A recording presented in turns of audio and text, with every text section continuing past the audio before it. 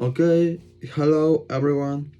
I want to read this story tale notice about Ford versus Ferrari. The real story behind the most bitter rivalry in auto racing by Forbes Wells. Okay, I'm going to continue. History is full of famous rivals. Most stem from a power grab or wounded pride. A few are a combination of the two. The best contentions relationships, however, are the ones that create the most legendary tales. Take the saga of how Henry Ford II, A.K.A, hanged the Deuce, attempting to acquire Ferrari in 1963, sparking a nearly decade long feud between him and Enzo Ferrari. Enzo Ferrari, the strong willed man that owned the Italian car maker, at its core, the Ferrari versus Ford narrative, which gets the full Holloway treatment in the new Ford 5 or UV. Ferrari movie starring Academy Award winners Matt Damon and Chris Bale recounts a business deal gone wrong and the reaction of a stubborn, egotistical automotive titan who was willing to spend some 25 million and thousand of engineering man hours to override his pride. To Ford, that means beating Ferrari in the world's most prestigious car race. You know this?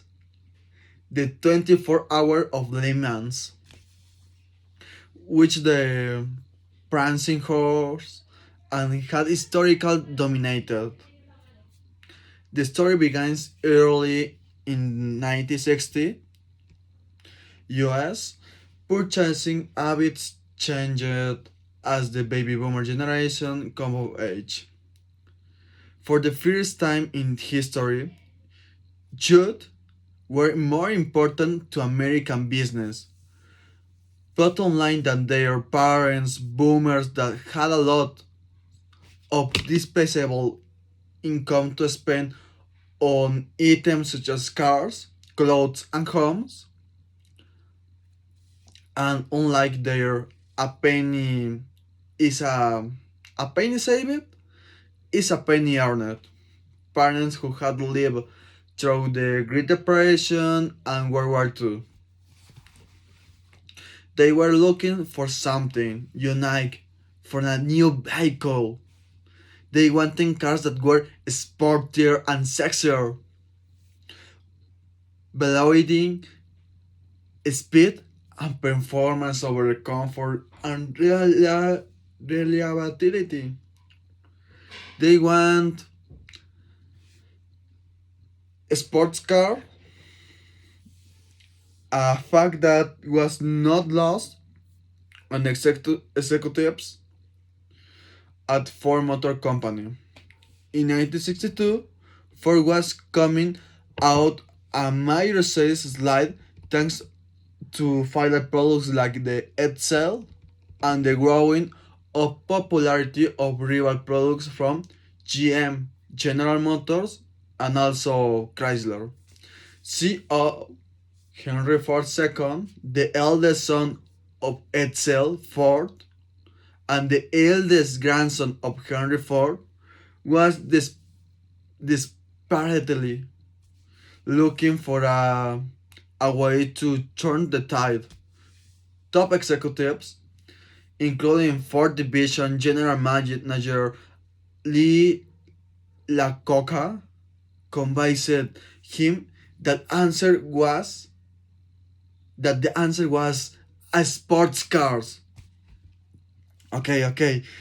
There was just one problem. Ford didn't have a sport car in its portfolio, and there were no plans to build one. La Coca's legendary Mustang was still a couple of years away from production. It was decided that the most expensive way bring is bring a vehicle to market will be a car one.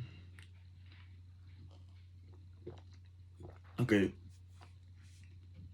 that is when the idea was floated to purchase Ferrari, which in the these years was primarily a race company that sold street legal machines only to fund its truck exploits.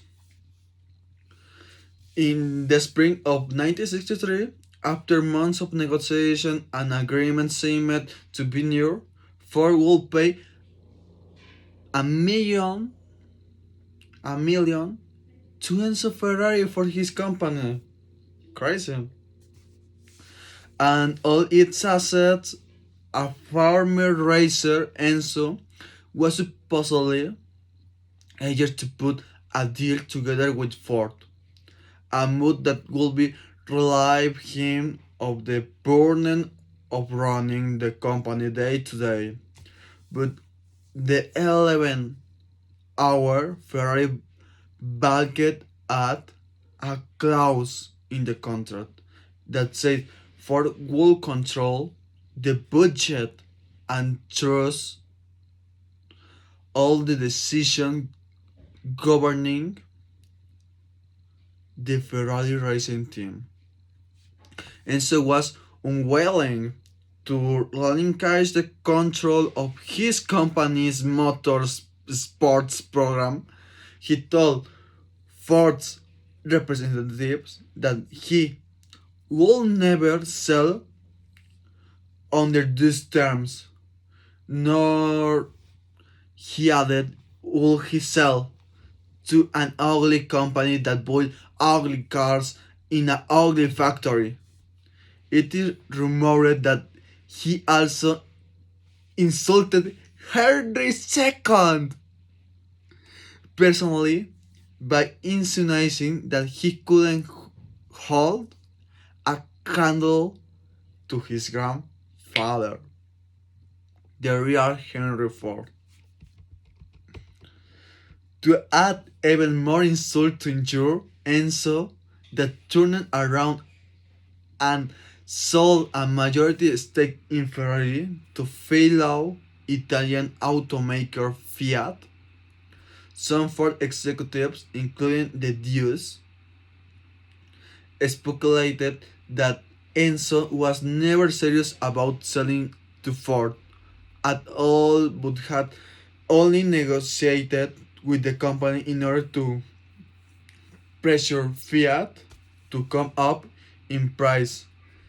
The play worked and Harry II was left looking like a fool without a ride. Okay. Let me 1 second.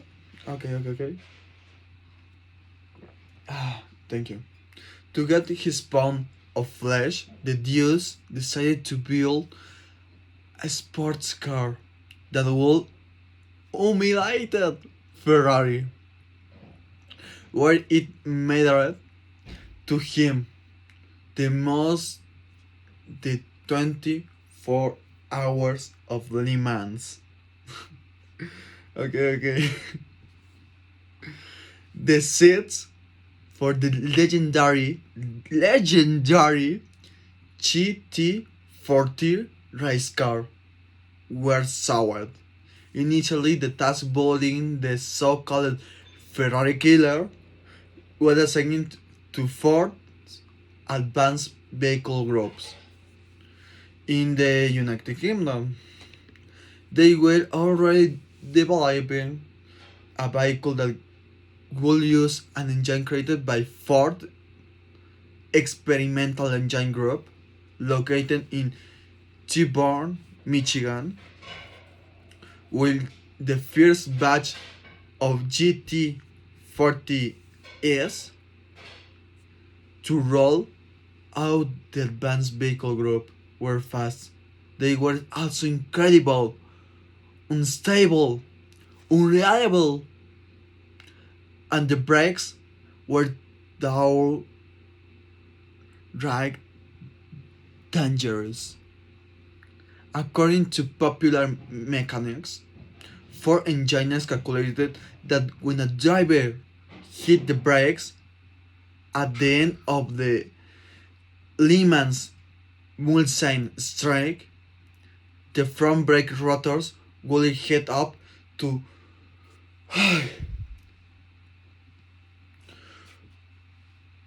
one, one,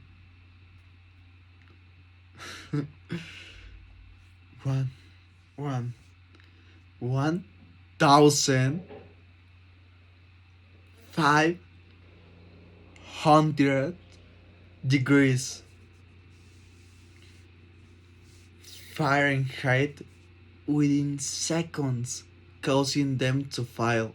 This will prove to be disastrous, even deadly for any driver trying to compete in Northwest France, even the best in the world. Ultimately, the Ford team couldn't figure out how to make the cars stay firmly on the tarmac, let alone run continuously for the 24 hours of Le Mans. Too much for a win in Le Mans.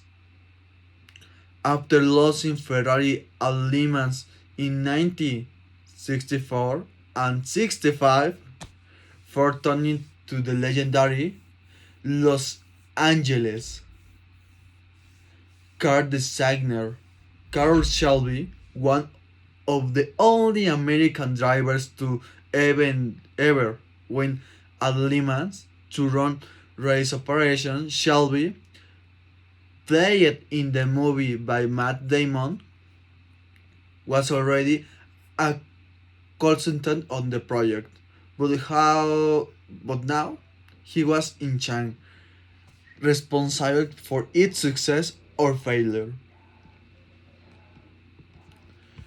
After a challenging start, Shelby and his trusted friend got to test driver and engineer specialist Kel Miles, portrayed on screen by Christian Bale, reinvented the GT14, and they did so by collaborating with Advanced Vehicle Group and Ford's Experimental Engine Group, rather than starting from scratch.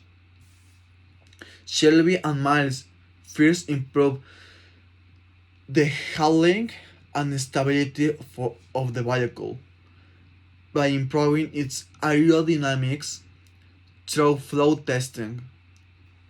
They tapped wool streamer or tufts to the exterior of the car to see how air traveled over around the vehicle.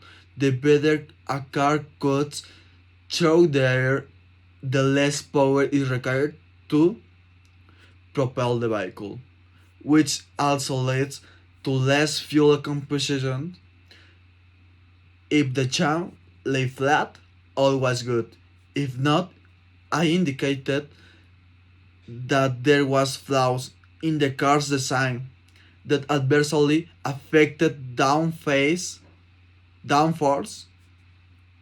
and stability.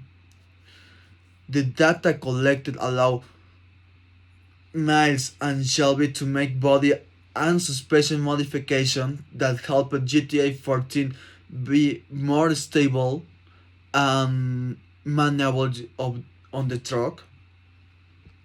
On the truck, the brake problem was solved by Phil Remington, an engineer on the Ford team. He advised a quick change brake system that allowed the mechanics to swap in new paths and rotors during a driver change, so the team didn't have to worry about making the brakes last the entire race. To other relativity uses, the team used a dynamometer, a standard practice today, putting an engine on a dyno, as it is commonly known, was a revolutionary in mid 60s. A dynamometer is a device that can measure force, power, and speed, so you can figure out how much power you need or how much you have on hand. The experimental team videotaped practice session before Le Mans and programming a dyno to recreate the various stress points on the truck. When the team ran the engine for 24 hours to 48 hours on the dyno, virtually recreating the condition the engine would face during the race, so it wouldn't break down before the finish line. Okay. All the work paid and the GTA 40 MK2 was born Ford didn't just defeat Ferrari at Le Mans in 1966, it humiliated the Italian stallions. While Ferrari didn't even have a car that complete the race, GT40 MK2S captured the first, second, and third places.